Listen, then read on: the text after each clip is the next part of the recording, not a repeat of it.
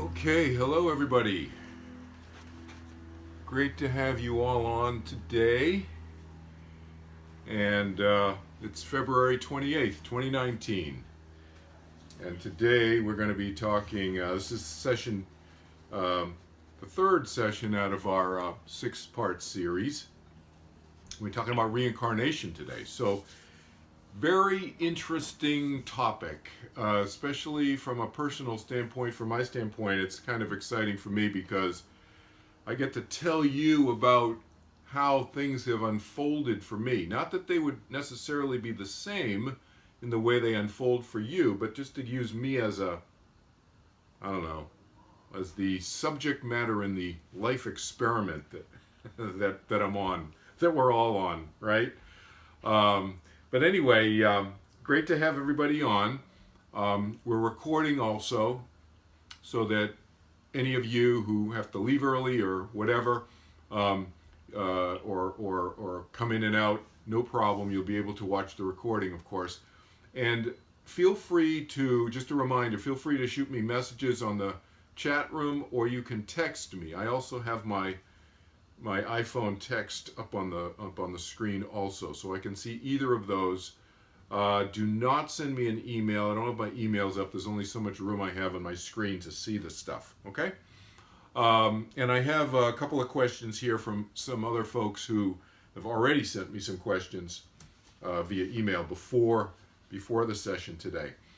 So, as I mentioned to you in the recent email announcement that I sent out, I'm going to be getting into some stuff today in terms of my memories that I haven't gotten into publicly before.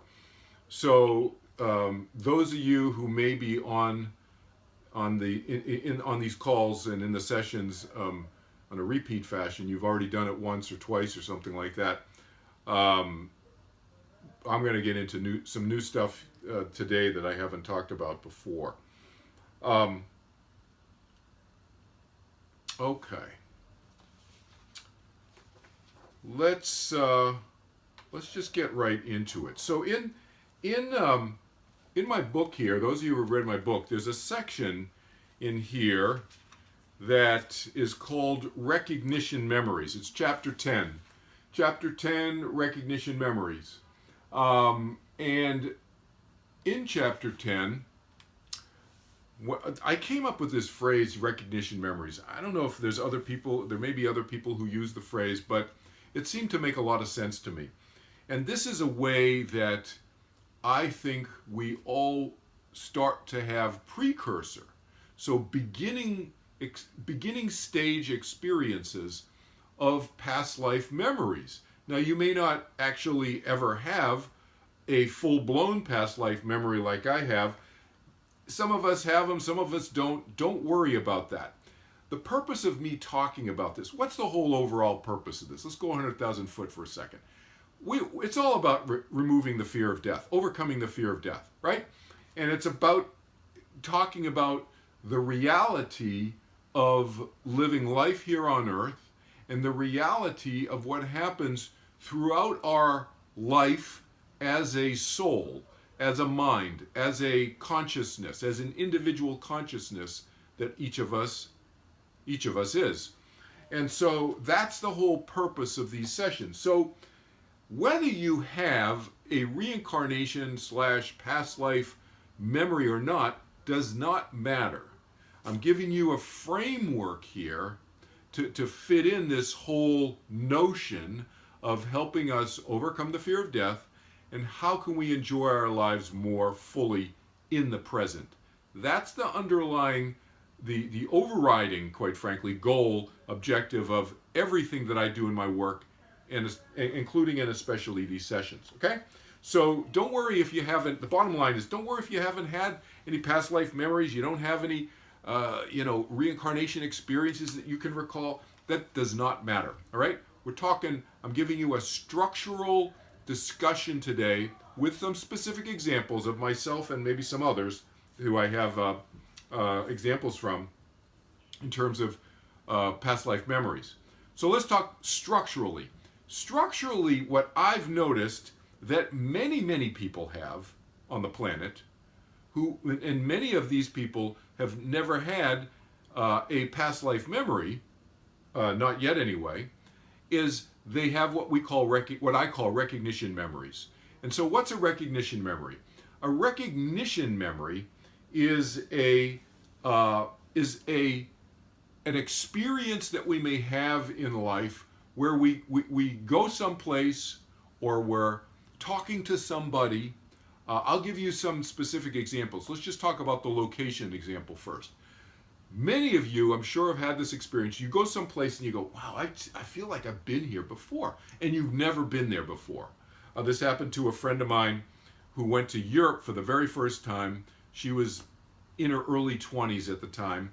And she went off on a modeling job in London. She'd never been to London. She flew into London, and she felt like she had been there before. Everything, she kind of had this feel for the place. It was as if she could recognize certain places where she went and so forth. And she knows, because it was the first time she ever flew on an airplane out of Texas, and it was to London. So she'd never been to London this lifetime before. Those kinds of experiences are what I call recognition memories. When I went on another example, when I went on a foreign study program when I was in college, the longer description of it is in here. It's called The Catacombs in my book. But I'll give you the kind of summary form version of it. When I went there, and we went to Rome, I went there with a couple of my college buddies, and we went to the Appian Way, and we went down into the catacombs, which is really just a labyrinth of tunnels, in which on the sides and the walls are buried the dead, physical bodies, the dead back thousands of years ago. And these were created even before Jesus was born. So this was before Jesus. The Etruscans started burying their dead there and so forth. And then the Romans came up with a law that no dead shall be buried within the walls of Rome. And the reason was for hygiene purposes, for sanitation purposes, because, rotting bodies and so forth, it's not good for public health. And so they had a law. And so the Romans then also started digging out and building out these labyrinth of tunnels even more. We're talking 11, 15 miles worth of tunnels in one catacomb. One underground cemetery, essentially, is what they are. And 5 miles, 8 miles. One of I think the biggest one is about 11, 12, 13, 14 miles worth of underground tunnels. They're huge. One of them has 500,000 people buried in it, one catacomb. So that's kind of the landscape, so to speak. And the early Christians would go there and have ceremonies, basically, what the Roman Catholics later called masses, but they'd have ceremonies there, spiritual/religious ceremonies, early Christians, to hide underground in small rooms. Couldn't be too big because these were caves underground that they would carve out. I went there. I was 20 years old when I went there. And we went on a tour. I think it was called St. Sebastian. It is a church that was built, a couple thousand years ago or more, up on top. And then underneath it is one of the catacombs. So they name it after the church, the St. Sebastian Catacomb, I think it's called. And my friends and I, my college buddies and I, went down in there with the tour guide, and he's got a flash. The tour guide got a flashlight. That's all he had. And there were about a half a dozen of us. It was a very small group. It was before the catacombs became a major tourist attraction that they aren't today. And we went down in there, and I remember coming out of the catacombs having felt like I was in a time warp. Like where had I just been? I have no idea. It was as if I did not know how much time had passed. It could have been an hour and a half. It could have been 5 minutes. It could have been 10 minutes. Turned out it was about 20, 25 minutes. the tour, and I knew that I had been there before. So that's another example of a recognition memory. So that's location-based recognition memory. I'll give you a different type of recognition memory that some of you may have had, where it's more based on objects that come out of a certain time period. So when I was basically a baby, I mean a toddler. I mean I was 5 years old, not quite a baby, I guess. I was a young adolescent, I guess, is what you're called when you're in kindergarten, right? So 5, 6 years old, my mom used to take me to the Museum of Fine Arts in Boston, and we used to go there together, just the two of us, and get there right when the museum was opening. And Mom we would go into the lobby of the museum, and Mom would say, look at my watch, and she said, look at Mickey's hand. I had a Mickey Mouse watch, right? And look at when Mickey's hand is on the 11, little hand is on the 11, and his big hand is on the 12. I want you to meet me right back here in the lobby. So I mean, can you imagine? I know I have some a couple of museum friends who work in a museum on here. Can you imagine? And you both know the Museum of Fine Arts. It's huge. And my mom would leave me in the lobby, and she would say, meet me back here in a couple hours. I was 5, 6 years old. No way any parent would do that today. And where would I go? 2 places. I would go to the Egyptian mummies, and I would go to the medieval armor. And that's where I went every single time. And I would hang out there for hours. For hours I would hang out there. An hour at each one, basically. And repeatedly. We would go back there almost every weekend from about 5 years old to probably about 8 or 9 years old. 3, 4 years I did this. And because my grandmother lived across the street, and my mom would take my sister there, and Grandma would babysit my sister Lorinda. And then my mom and I would go off to the museum. And so it was like my mom viewed the museum as a babysitter for me, essentially. And she viewed it as a safe place. There were security guards around and stuff. Nobody ever thought of just leaving your little kid running around in public like that, which is amazing in today's world, right? But that's another example of a recognition memory. I have another friend, Josephine, who has recognition memories around jewelry. And she later looked into it and kind of Googled it, the type of jewelry that she likes. Turns out it's 1st century Roman jewelry made in Egypt that was very popular in Rome at the time. So it was imported from Egypt across the Mediterranean. She has this very strange connection with that jewelry, a very emotional connection with the jewelry.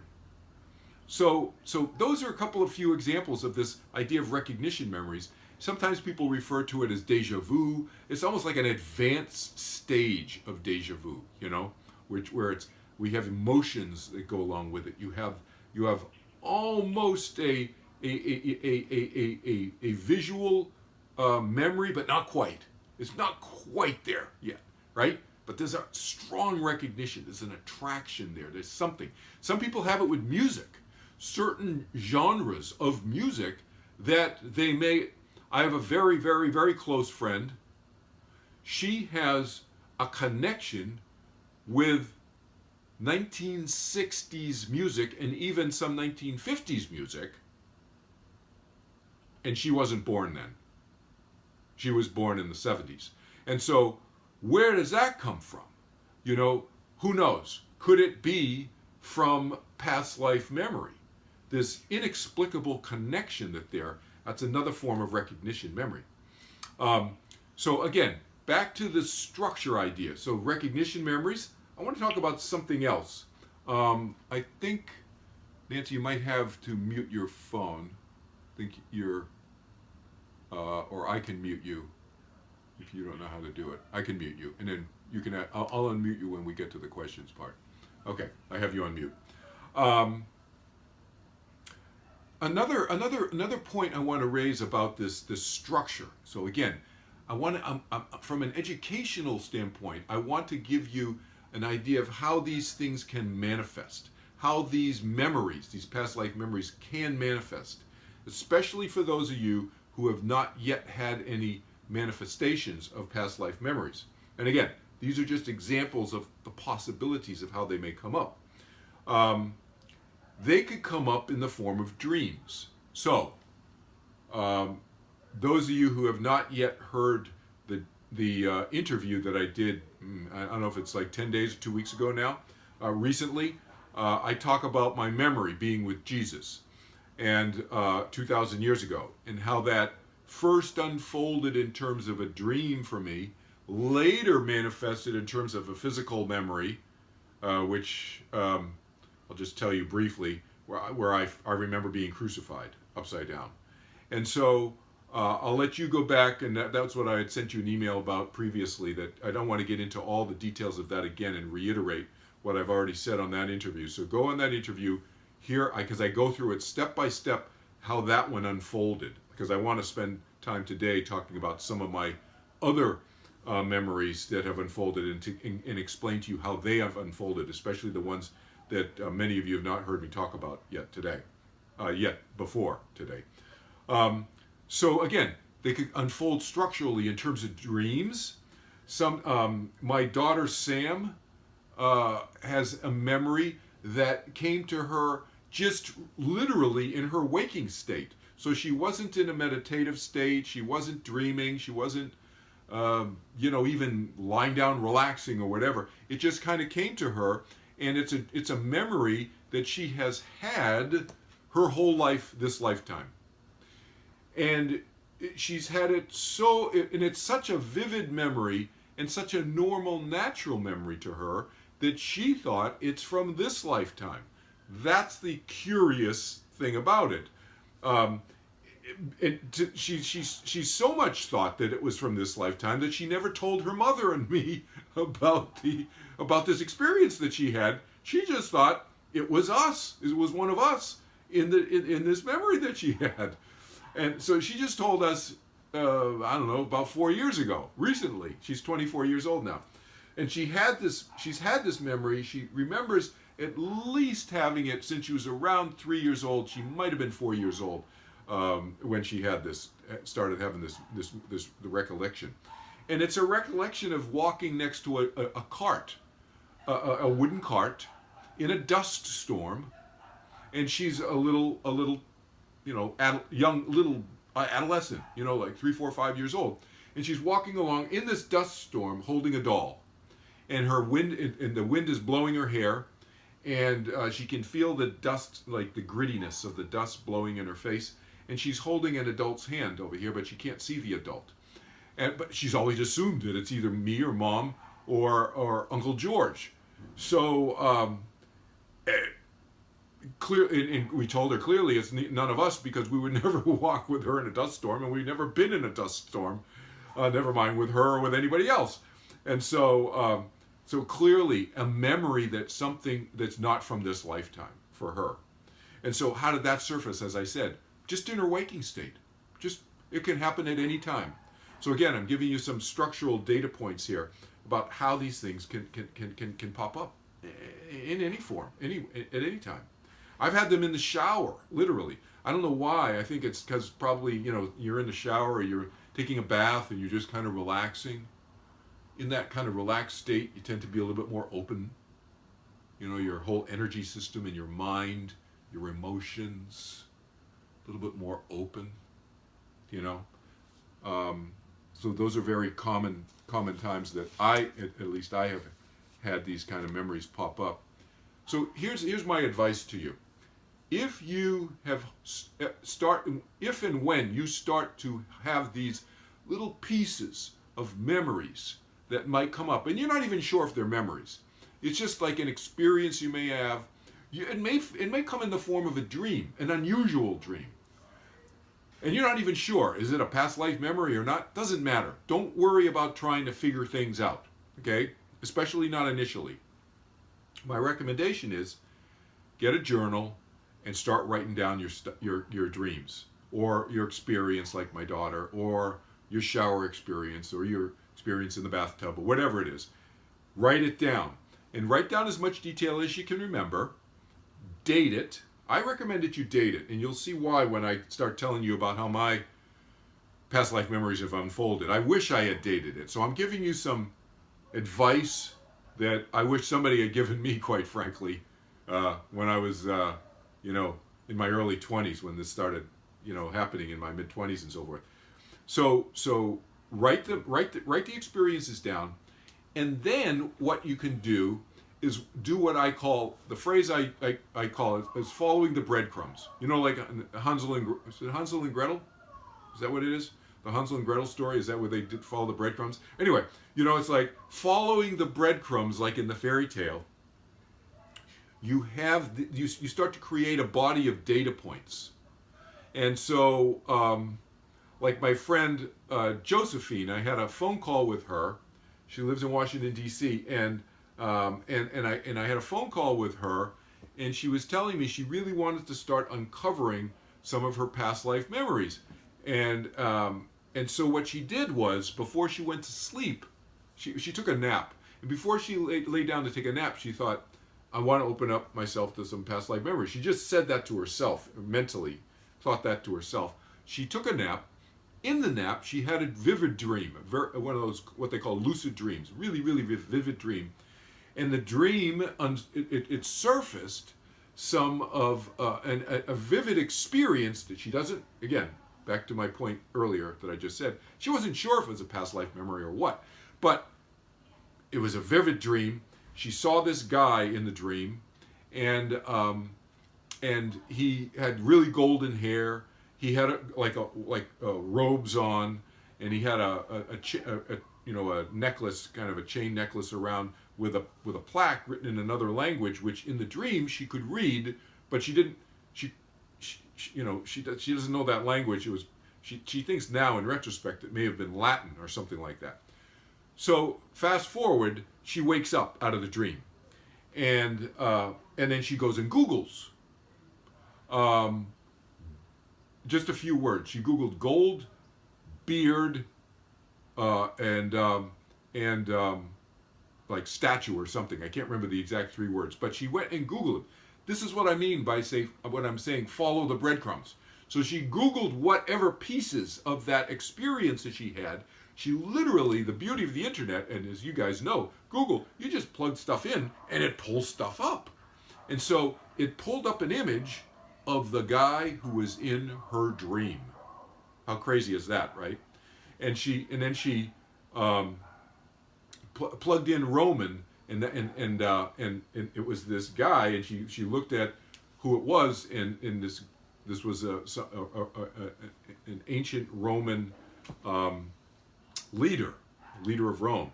So that story is in much greater detail is in my book also, about her experience with Lucius. His name was Lucius Verus.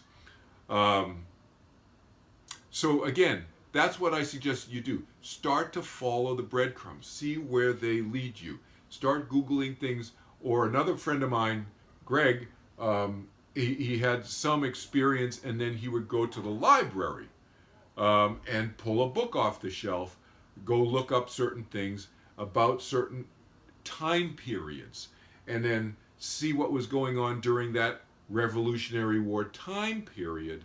And that was a way to kind of generally, and then more specifically kind of narrow down to see if there's anybody that kind of jumps out at you. Whether you were that person or not doesn't matter. You could start looking at pictures and to see, does that picture, does it evoke certain emotional experience in you? So this is a point that I want to make. How do you know, I'm often asked this, how do you know if this isn't just some fantasy you're having, or if it really is a past life memory? And it's the strength of the emotion. The strength of the emotional experience, and not just the emotion, but what do you have other sensory experiences that go along with it? Those of you who have seen that interview on the Generosity Show, that I've referenced, where I talk about my experience remembering being with Jesus, I had physical memories of the dust and the grit in my mouth and the dirt all over me and so forth. And so the palpable physical, not just emotional as well.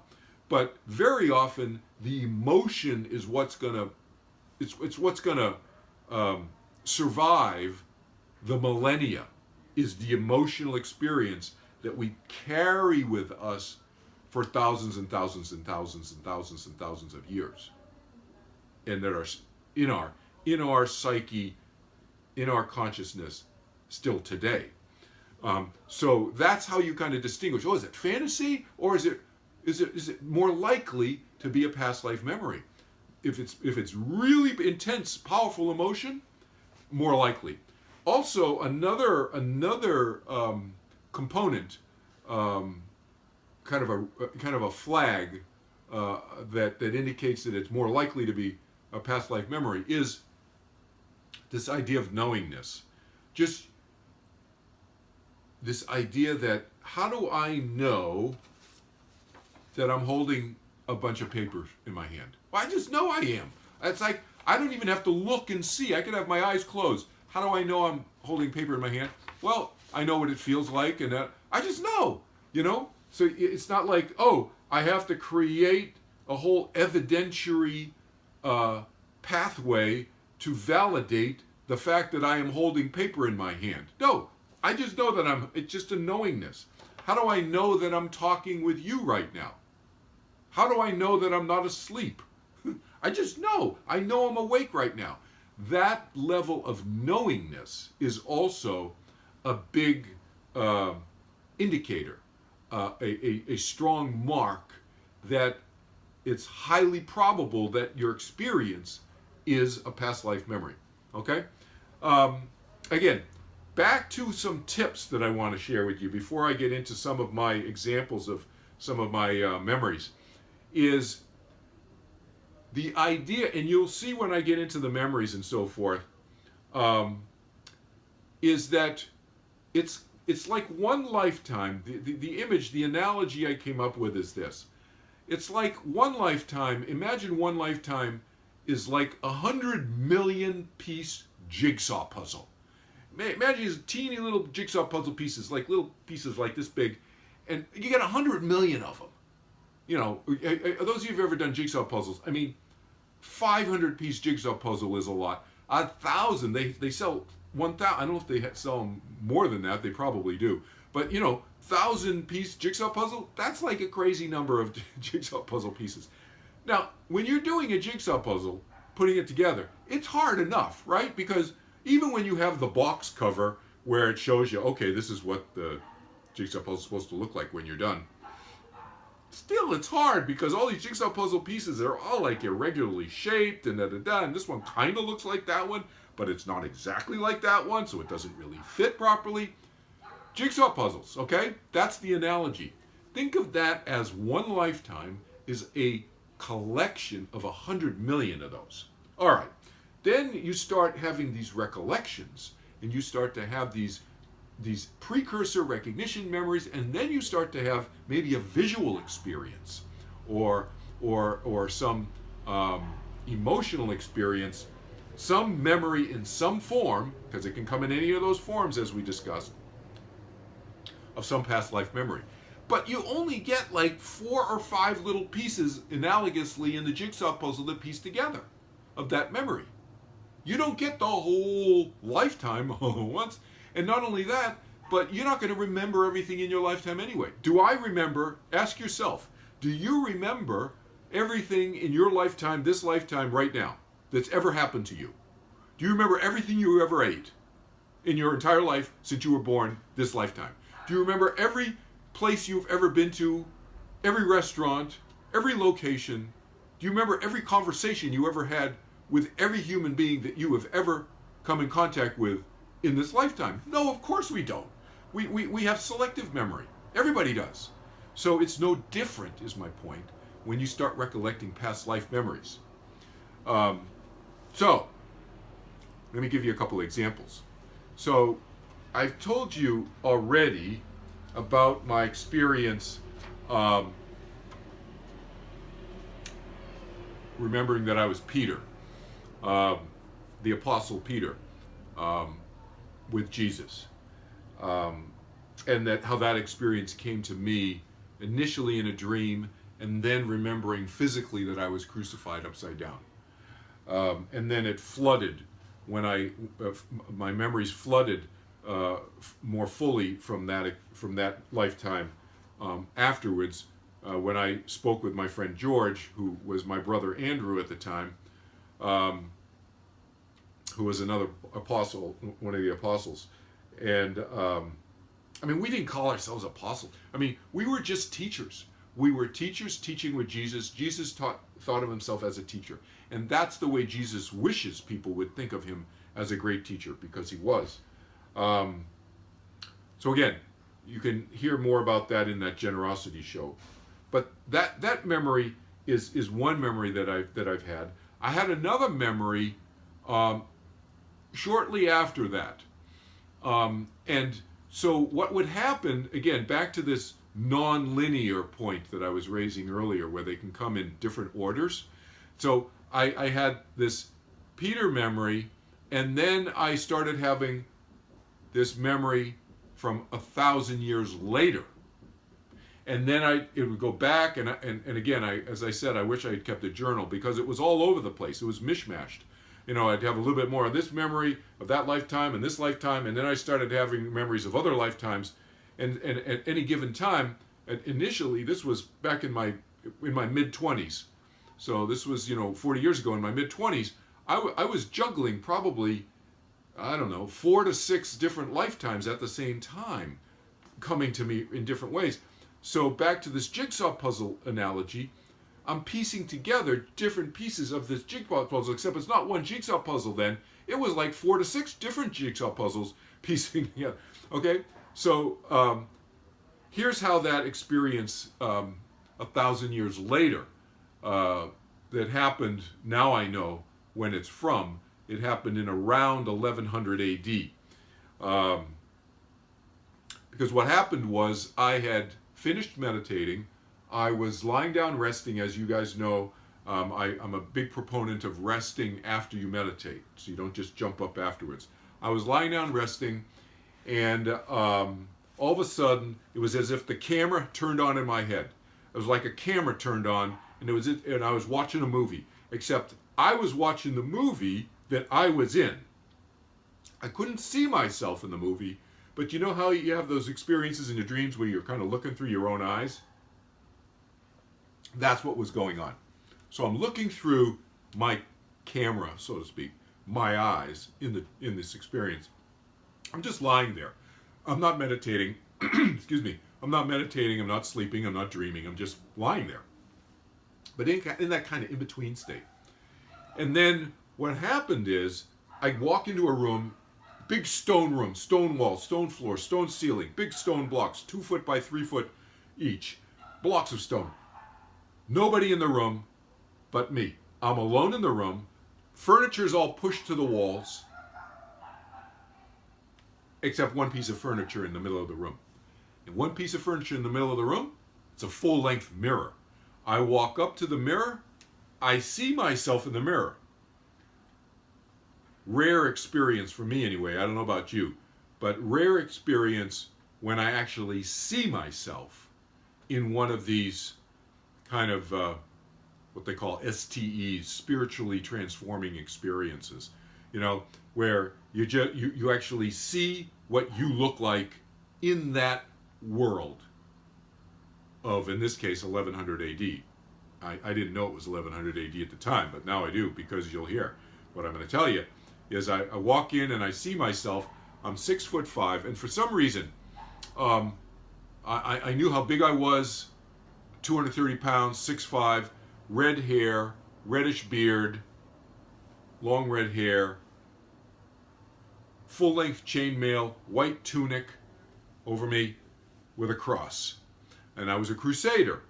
And so, to that experience of knowingness, I just knew that was me. I knew it was me. And doubt went through me. a split second later, because I doubted whether it was me, and then energy just shot through my body from my feet up through my head, shot out through me, with knowingness. So then I relaxed into it. I relaxed into the experience, and I just let it be. And then I started getting flooded with memories again. Okay, so that was my crusader experience. Sometime within a year or so after that, I had this knowingness that I was a king of Prussia. I didn't even know what Prussia was, and I didn't even bother to look it up, because back then I was having these past life memories, remember, and back then I had decided, George and I had talked to each other about having memories of being with Jesus and so forth, but we had decided back then, this is now in the mid-1970s, we had decided not to talk about it publicly. But that changed more recently when we were asked by Jesus and others to talk about these things more publicly to help people overcome their fear of death. So, but back then we weren't, that's why I didn't journal this stuff. We weren't thinking about, it was like, oh, I was the king of Prussia, big deal. You know, so I had this knowingness in around 1979 that started coming to me. And it would just surface every once in a while. I didn't know where Prussia was. I knew it had something to do with Germany. I didn't know if it was I didn't know if it was like a name of, if it was the name of Germany before it became Germany. I didn't know what it was. And I didn't bother to look it up or anything, because I thought, well, like I said, I'm having these memories, so what? I really wasn't thinking about what any practical value of these memories might be, like I do now. That memory stayed with me for decades. And this is a good example to all of you for how these memories can unfold in a very nonlinear way, and just in a very kind of almost a really haphazard way. They just come out when they come out. And after that, I had the slave experience, which I've talked about with you folks. You've heard me talk about it briefly in that generosity interview, but it's also in my book, where I was a Carthaginian slave in 330 BC. I know it was 330 BC because I looked it up. When was the Carthaginian? When was the wars on the Mediterranean that the Carthaginians were fighting with the Romans?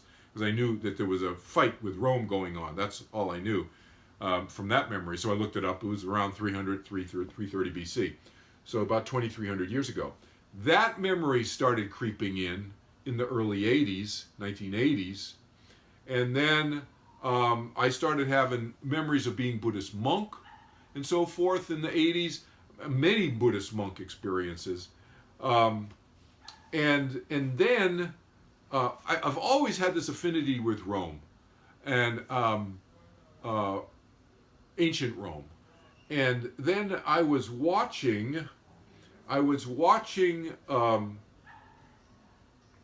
the movie Gladiator. And I went with my daughter Sam, my daughter Samantha, who at the time was 5 years old.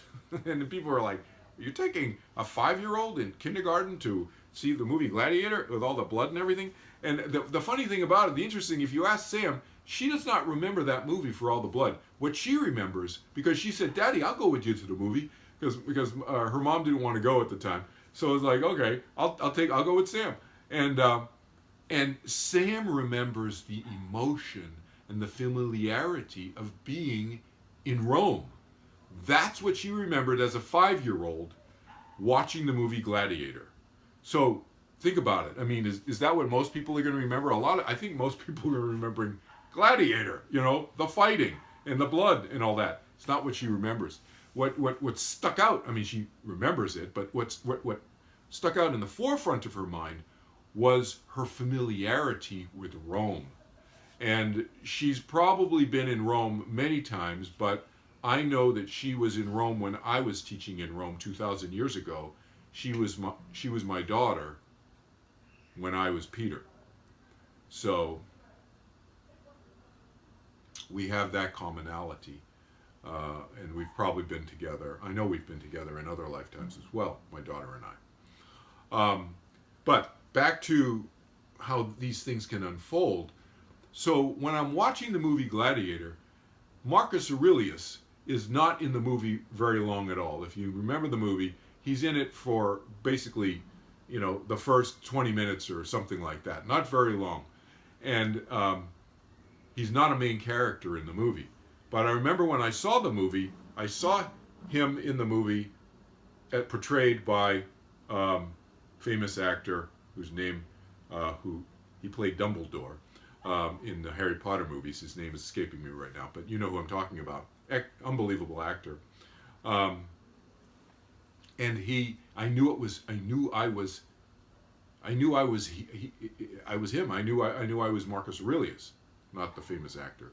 I knew I was Marcus Aurelius. I just had this knowingness. And then different memories, Roman memories started flooding me as well. And then later, to show how this connects with this notion, this knowingness that I had of being a king of Prussia, amongst all these other lifetimes of being a slave and a Buddhist monk and all these different things, it is that I went to the library and I did what my friend Greg does. We've been doing, I could go to the library and I was following the breadcrumbs. So I had this notion about Marcus. I went and started reading about him. I start seeing personality written by historians who've researched Marcus Aurelius in great detail, and I start reading about basically my personality. It's the same personality that I remember having as Peter, and as Kelvin Chin now, and Marcus Aurelius, similar personality characteristics, which I don't want to get into now. I want to stay kind of focused on the structure of how the reincarnation and past life experiences unfold. But we'll get into the personality stuff in the last session, in the 6th session in this video conference series. Okay, save it for then. But back to how the Marcus Aurelius and King of Prussia memories kind of fit together was really unusual, because I get this book and I find a historian. And by the way, if you start doing this, I strongly recommend that you discriminate between and amongst different biographers, historical biographers, to see which one seems like they have the least agenda, both politically or in some cases, because I've been what many people consider a religious leader in past lives. Although I never viewed myself that way. I was just a teacher. But people will have religious agenda, political agenda, all kinds of agenda. As a historical biographer, they will. So if you start going down this road, I strongly recommend that you look at them and kind of vet them. You know what that word means? You kind of look at them and kind of see how neutral they are, because you want somebody who's neutral. You want somebody who's unfolding with a certain level of accuracy here.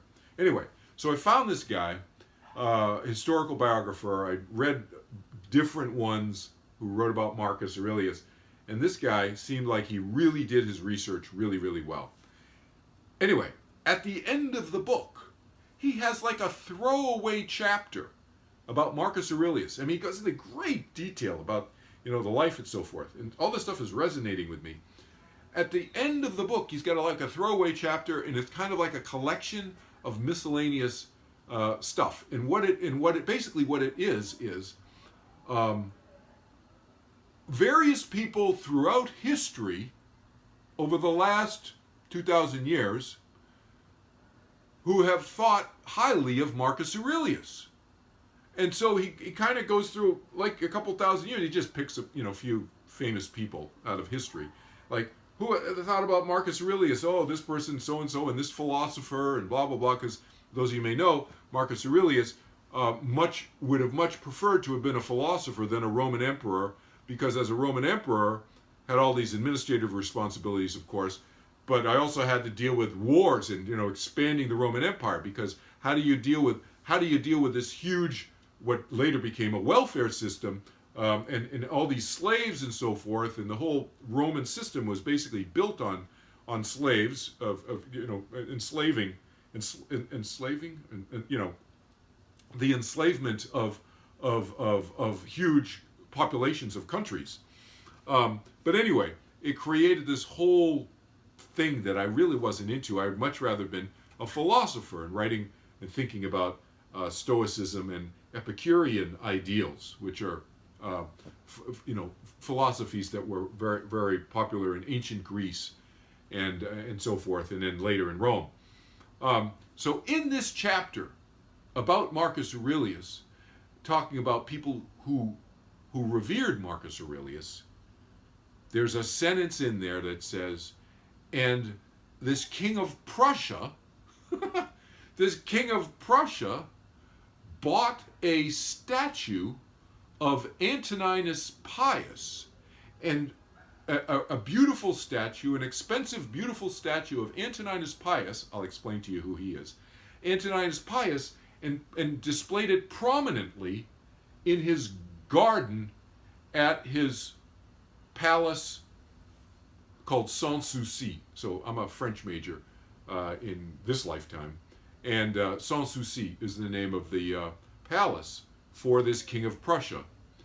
So I look up this king of Prussia and who this guy is, and it's Frederick II. And so Frederick II, king of Prussia, I start looking up this guy. Turns out he buys this really beautiful statue of Antoninus Pius. Who's Antoninus Pius? It was Marcus Aurelius's stepfather.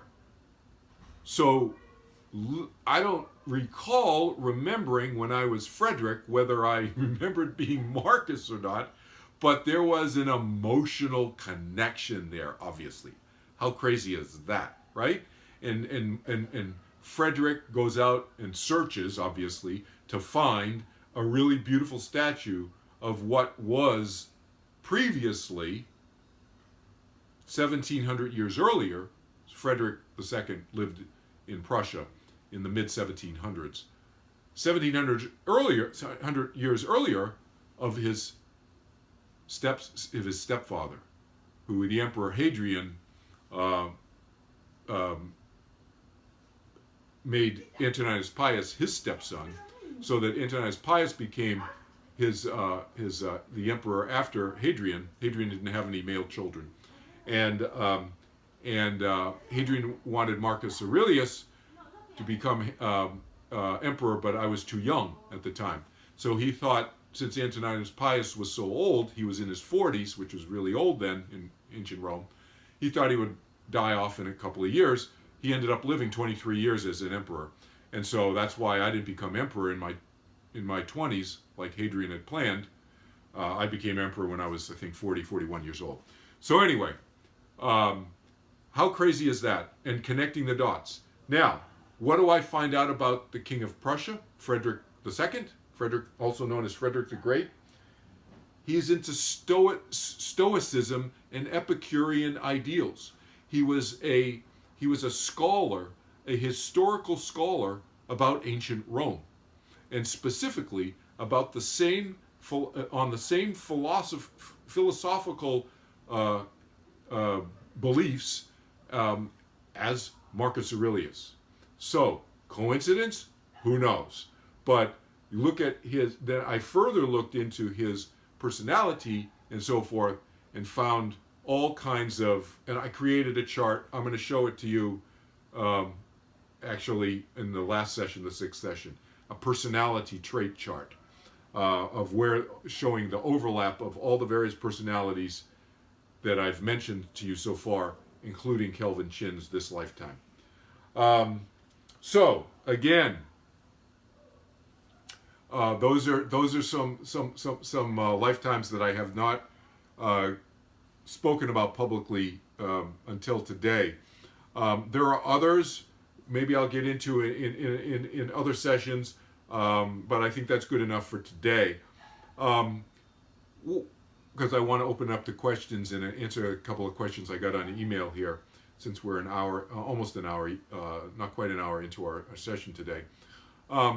Here's the thing. As I said earlier, is it important to remember our past life memories? No, it's not important. What's important is to turn within, is to allow ourselves to experience ourselves in this more expanded, more kind of free and open way that we happen to refer to as turning within. In this more meditative kind of way, open, more balanced way, however you want to describe that, turning within experience, that Jesus spoke about as seeking the kingdom of heaven within. That's what he meant by that. Turn the mind within.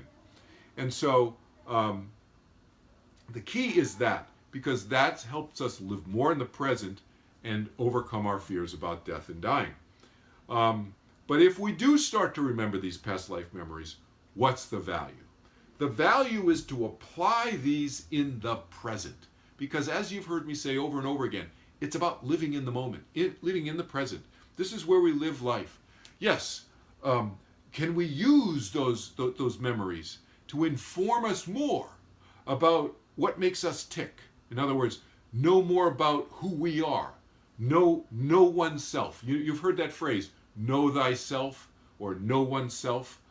That's what we're talking about. And so that's what Jesus spoke about. That was one of his another one of his major messages and teachings, is to know thyself in this way. Seek the kingdom of heaven within.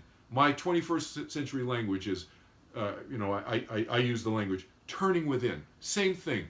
But by doing that, and by perhaps, if you start to open up memories from past lives and so forth, if that starts to happen, that's another way to know more about ourselves. And use that in our present day life. And those of you who've read my book know that I've used that Carthaginian slave experience where I was dying, I didn't die, but where I was dying, roasting in the sun on a piece of, 10 foot by 6 foot, shipwreck remnant of a blown up ship that I had been rowing in as a slave, as a Carthaginian slave, ramming the Roman ships, and we got blown up. So I've used that experience to inform me about the strength of Kelvin Chin's mind, because the mind that I had then is the same mind I have now. Soul, spirit, consciousness, all interchangeable with what I call mind. My mind is the same mind. And so I've used that to help me get through very, very difficult, trying times in this lifetime. 2 divorces and 5 layoffs, amongst other challenging life experiences. Being laid off from a job and then having to support a family of 4 as the sole breadwinner, that's a huge stressor. And so having to pull myself together mentally and emotionally in order to just show up at a job interview to perform, because that's what you got to do in a job interview. Those of you who've ever been, you got to perform. You have to show them who you are. You got to show them that you're competent and so forth, and you can do the job, etc. Well, to pull all that psycho-emotional, balance together in a collected way takes a lot of willpower. And it takes a lot of willpower to survive roasting in the sun on the Mediterranean 2,300 years ago and keep myself alive.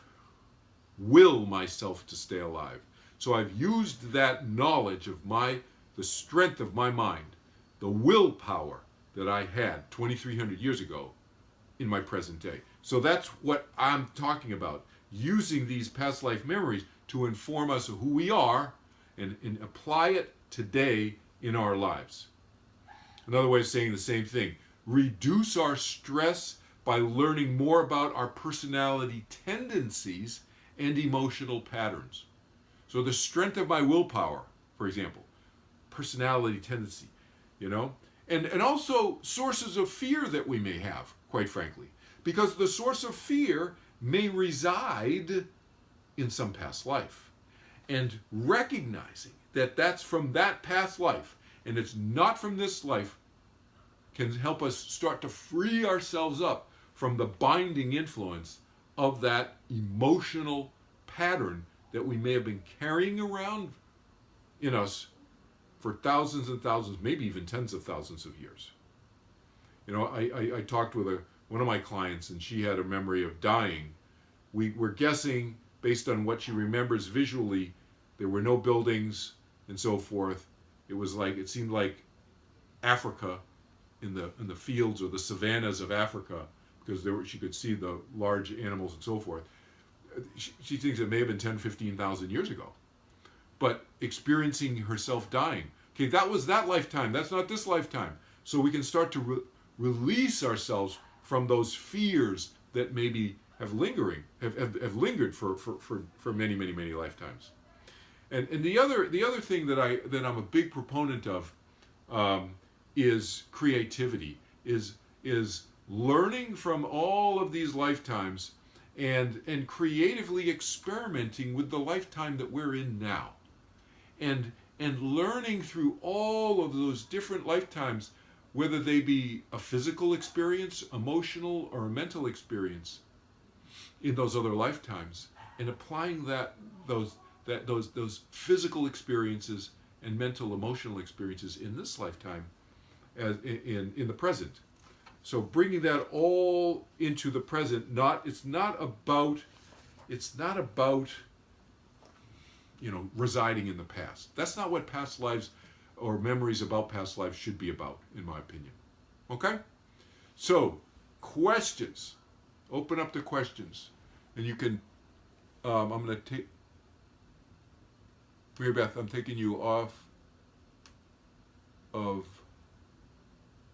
the mute. I unmuted you. Mary Jane, I took you off. There you go. You can talk. All right, I can hear you. So feel free to ask any questions. Any questions? Anything at all? Not for me, Kelvin. It was fantastic. I'm in a room with you. We'll talk about that later. That's fine. Yeah. See, I was saving that for this time because you had sent me that email or text. I think it was an email. You sent me a text or something. You have no idea. This is like really waking me up. And I go back to Hadrian and all those great people. Right. So, right. Yeah, we will talk again. I just went through my bookcase and cleaned out a lot of books, and I thought I had to be an old Roman. I don't know what happened to me now. Exactly. So lots of connections there. That's funny. So let me say something about Hadrian to everybody, since you raised Hadrian's name. And Bethany, I see you just joined. I have your questions, Bethany, written down. So if you want to ask them yourself, you can, or I can just read them. But when I get to I'm going to get to them. We're just starting the Q&A part of this right now. Mary Jane, let me just say something about Hadrian. So Hadrian, as you well know, because you have memories, then it seems, and we'll talk. We can talk offline more about that if you like. But Hadrian was emperor, and Hadrian took a liking to Marcus Aurelius at a very young age. So my father died when I was 3-4 years old or something, my biological father. So Hadrian kind of took over as my father father figure, I guess is the phrase, and functionally as well. And he kind of took me under his wing, and he got me in. I can't remember. It was like when you're like 12, 13 years old or something like that, into these certain groups. It's like I liken it to kind of like the Boy Scouts, except it's like this much higher level of the Boy Scouts in ancient Roman culture, where you would go and you would learn about the gods and this and that, that kind of stuff, which is a big part of the Roman culture, of course. So he got me initiated. I was an initiate into one of those groups as in my teens. And then later, he had the laws changed. The Roman laws. So the person who ran the Roman Senate, I believe, was called a consul. Was the title? At least that's the English word that we use. And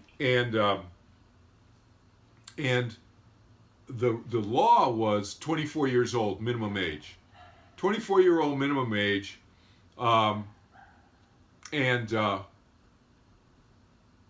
He changed the law so that I could be consul at age 19, and I was in that role twice, 2 different times. So I was running the Senate. So basically, Hadrian did was he created a situation where he was kind of training me. I was like getting my training wheels, and it was like acclimating the other senators and the other leaders in the government and so forth. He was basically telegraphing to them what his wishes were going to be about who his successor was going to be. But I was too young at the time, and so that's why he inserted Antoninus Pius as the interim emperor, and he made Antoninus Pius promise that Antoninus Pius would adopt me, because I was Hadrian's stepson, but after he died, he made Antoninus Pius promise to adopt me as his stepson as well, and then Lucius Verus also. So Lucius Verus was not biologically related to me, but we were stepbrothers, and so we were co-emperors for a short period of time, I think 6 or 7 years or something like that, until Lucius Verus died. But he deferred to me. Lucius did, and I was the main emperor. And I could have said no. This is true, and this is consistent with my personality today, and my personality as my personality has been over many lifetimes. Is it's not about me. It's not my ego to. I'm not ego driven to be the guy. If I can be the co-guy. So in this case, I was the co-emperor with Lucius Verus. No big deal to me. But I could easily, and many people were trying to persuade me to just blow off Lucius Verus, who was kind of a party boy anyway. But I didn't. Anyway, that's a little Hadrian digression there. Yeah. And the other thing that you blew me away tonight when you mentioned the Etruscans. Yeah. No one ever talks about them, and I'm a big fan of the Etruscans. Yeah. And I had some very emotional experiences there when I was down in some of the caves over in that area. It was amazing what happens when you go there. Yes. And the lifestyle of the people was so civilized. It was fabulous. I'm a big fan of them. So I'm just so happy that you mentioned them tonight, because I never hear anyone talk about them. Yeah. Yeah. Very interesting. Yeah. Yeah. Very interesting people, and they're still discovering a lot of things about them as well. Oh yeah, I mean they predated the Romans, and the Romans basically came out of the Etruscan civilization basically. Absolutely, yeah. So a lot of the cultural, no one really knows where the Etruscans came from. Right. They think it's maybe a little bit of an Oriental touch in there. I'm not so sure about that, but people mention that from different sources that I read about them. But they were fascinating people. Anyway, tonight was great. Thank you so much, Kelvin. You're welcome. You're welcome. So here's a question from somebody who sent me an email, and she said, "When does the cycle end?" So what she's talking about, the cycle of lifetimes. When does the cycle of lifetimes end? Well, remember I talked about the idea of eternity in the first session, because what happens after we die, and I talked about the notion of continuity, because we continue, and we continue for eternity, and eternity is beyond time. That's what eternity means, because time is a measurement of change. And so eternity has to be beyond change. And so what doesn't change is things like the existence of minds, the existence of the souls, the existence of matter. Those are eternal. eternal, beyond time.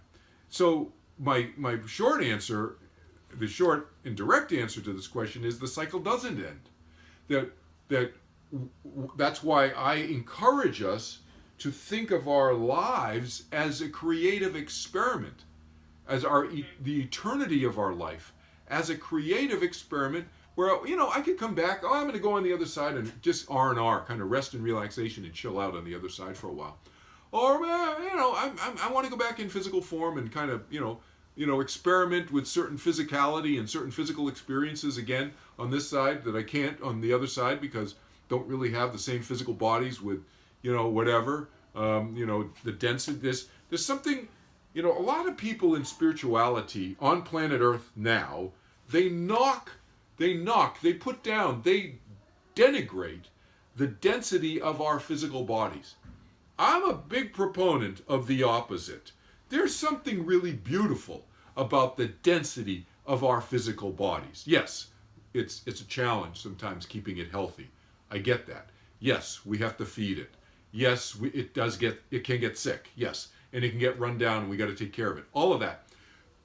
That said, there is a beauty to the physicality of the human form that I think is not fully appreciated. I think it's way too denigrated in planet Earth, quite frankly. And people yearn for having no bodies. Well, then they yearn for having no bodies, and then they're on the other side, and they get bored not having a body because they want to do things with their physical body that they can't do on the other side because they don't have a physical body like this. So, back to the question, the eternity of our lifetimes is a beautiful thing because that is what gives us the opportunity to experiment with our physicality, our emotional state, etc., in all different ways. And it also should immediately take off the plate all stress and anxiety that people have about not having enough time to get things done. You have plenty of time. And as Woody Allen said, I can't remember on what movie he said this, but Woody Allen said, eternity is a really, really long time, especially near the end. So it's like, it's like, I know, it's great. I love that, Woody Allen. Anyway, so it's like we have plenty of time. We're not going to run out of time. Now, might you not have the same group of friends around you with the same age differences in another lifetime, and so might you be aware of that fact and therefore spend lots of time with them and enjoy them in this lifetime. In other words, live in the present with them now and fully appreciate them. Yes. But could you get together with them in another lifetime? Absolutely yes. And I've gotten together with many friends and family in other lifetimes, and I think that we tend to do that. I think we tend to attract, and we tend to, there's a certain familiarity and attraction that we have over the millennia, thousands of years, that we do this with groups. So again, it's another way to remove this fear, not just the fear of death, but the fear of life, and the fear of living, and the fear of not living, and all of that. No, we're around for eternity. Our minds are here forever, and we can experiment, and we can have loves and life with many people, many times, over many lifetimes. And the other question is, did you want to make a comment? No, I'm good. I'm fascinated by what you're saying. I love hearing that. Yeah. The other question here is, what's the ultimate goal of these life cycles, of these different lifetimes? And again, there is no ultimate goal. Again, this is not, if there is a God, I would say that if there is a God, God is much more intelligent than we are, I would say, if there is a God. and much more, I would say, creative in the universe and life and so forth than we give him or her or it credit for. Because I don't think there is any goal, because a goal would imply an end. That's what goal applies, right? And then eternity is forever. So that means there is no end. There's no beginning, there's no end, there just is. And now, might there have been a beginning of human beings on planet Earth? Yes, there might have been a beginning of human beings on planet Earth. But I'm talking about the mind or consciousness or soul. We may have been in other physical forms before we were in human form. Who knows, right? So it's the continuation of the mind or spirit or soul or individual consciousness. That's what I'm talking about as being eternal, not necessarily human beings being eternal necessarily, whatever. Okay, so I think there is no. That's my opinion anyway. I don't think there is an ultimate goal. I think, and here's the other thing. People talk about life purpose and life mission. Might you have a mission that you kind of thought about before you were born? Yes, absolutely. You could think about that. But could you change your mind at any time? Yes, absolutely. And might it not have manifested in the way that you had thought about and planned before you came into physical form? Absolutely, because all kinds of things can change and happen. You know, it's not everything isn't mapped out. There isn't somebody holding some puppet strings who already has everything figured out and saying, okay, this is what's going to happen to that person, this is going to happen to this person, this is what's going to happen to this person, this is what's going to happen to this person, this is going to happen to this person. No, it's like there's a lot of room for change. So yes, you could have a life mission, an objective in life, and you may not reach it. You may not manifest it in the way that you thought you did. Or you may manifest it much later in life at a different time. A lot of things can happen. So I'm not a believer in this whole notion of everybody has a purpose. Because not everybody wants to have a purpose. So I think, can you have a purpose in life? Absolutely, yes. Must you have one? No. So my point is that it's individual. There's not some structural part of the universe that says, thou shalt all have a purpose in life. No, it's each individual is making that decision at any time in their life, whether on this side or before they're born, or even after they're born. You can create a life purpose, when you're 30, 40 years old, you can create a life purpose. Doesn't matter. So it's more that way than this structural idea that so many people in these New Age spiritual circles talk about.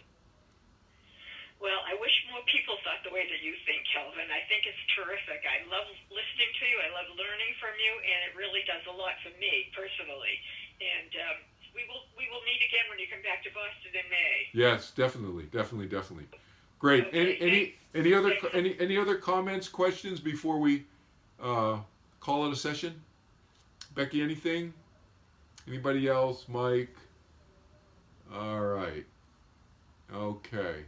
Good. Well, great having everybody on. And those of you who are watching the recording, please feel free to shoot me emails. Those of you who are watching the recording, if you have any questions that came up as a result of this, or shoot me a text or whatever.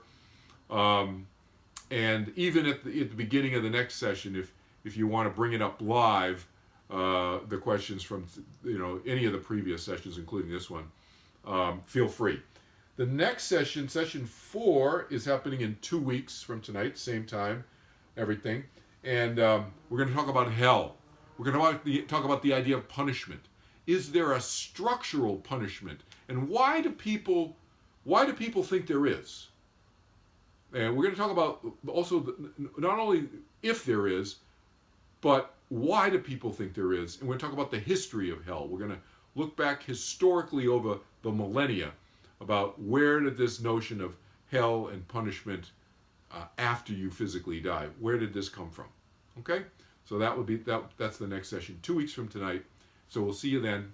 Take care, and thanks a lot for all of your great comments tonight, Mary Jane. Okay, thank you. Okay. See Bye-bye. you. Bye-bye.